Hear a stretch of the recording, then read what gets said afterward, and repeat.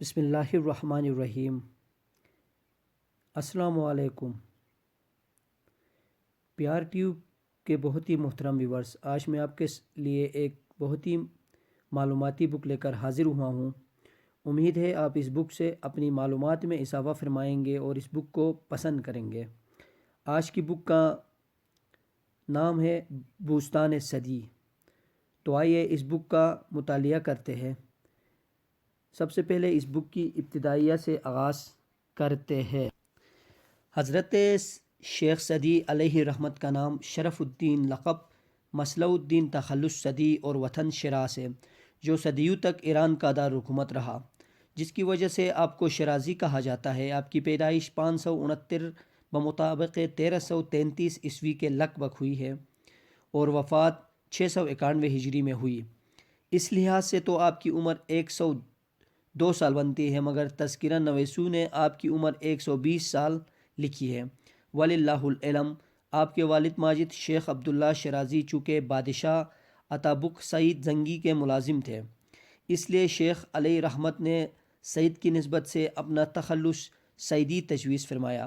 آپ نے اپنی زندگی کے 30 برس تعلیم حاصل کرنے میں صرف کیے، 30 سال سیر و سیاحت میں گزارے، 30 سال تصنیف و تالیف میں بسر کیے اور باقی تقریباً 20 سال کا عرصہ گوشہ نشینی اور عزالت میں رہے۔ تصوف و روحانیت کے منازل طے کرنے کے لیے آپ نے حضرت شیخ شہاب الدین سہروردی علیہ رحمت کو اپنا رہنما و رہبر منتخب کیا۔ اگرچہ بسا اوقات آپ شایان وقت کی تعریفیں میں رب اللسان نظر آتے ہیں، لیکن اسی کی آڑ میں امراء و سلاطین کو نصیحت کرتے اور ان کے سامنے حق بات کہتے ہوئے بھی دکھائی دیتے ہیں۔ اور یہ اس وقت کی بات ہے کہ بقول شیخ علی بن احمد، جب بڑے بڑے علماء و مشائخ ایک سبزی فروش اور قصاب کو بھی نصیحت کرتے ہوئے گھبراتے تھے، آپ نے گلستان میں خود لکھا ہے: بادشاہوں کو نصیحت وہی شخص کرتا ہے جس سے نہ اپنے سر کا خوف ہو اور نہ زر کی امید۔ آپ کی اصل زندگی صبر و قناعت اور عزت نفس سے عبارت ہے، جس میں گلستان و بوستان کی کئی حکایات شاہد و عادل ہے۔ جو خودداری، غیرت و حمایت دینی کو کسی صورت بھی قربان کرنے کی آپ کی زندگی میں تصور نہ تھا۔ آپ اپنی زندگی میں ہی فصاحت و بلاغت، حسن و تقریر و روز بیاں، قوت گویائی اور ادیبیانہ انداز تکلم کی بنا پر شہرت کے آسماں پر نرتباں بن کر چمکتے رہے۔ شعر و سخن آپ کو اس قدر ملکہ و مہارت تامہ حاصل تھی کہ ایک مرتبہ ترکستان کے صدر مقام کاشغر میں پہنچے۔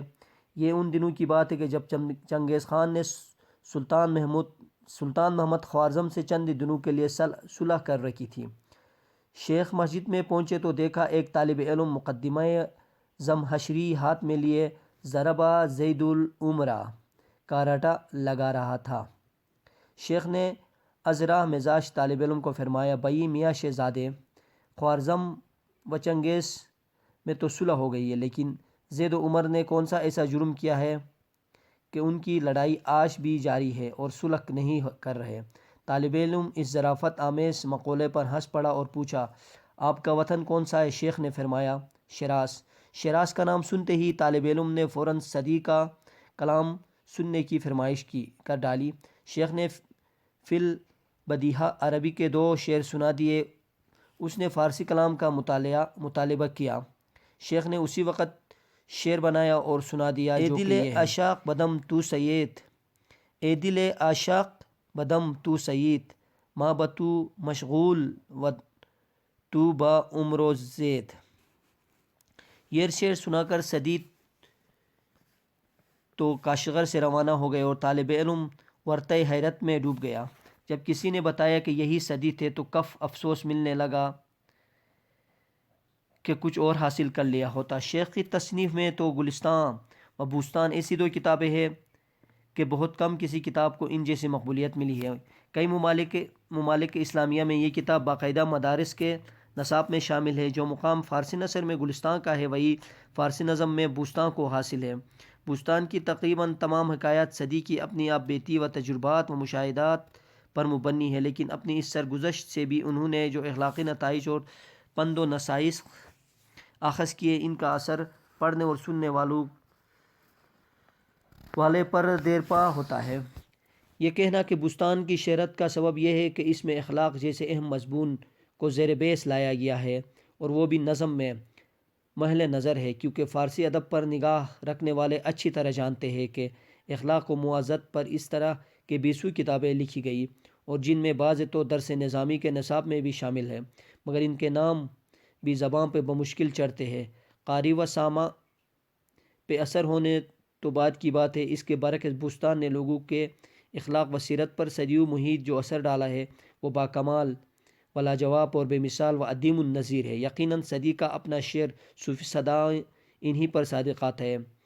ایں سعادت بزور و بازو نیست، ایں سعادت بزور بازو نیست، تانا بخش خدائے بخشدہ۔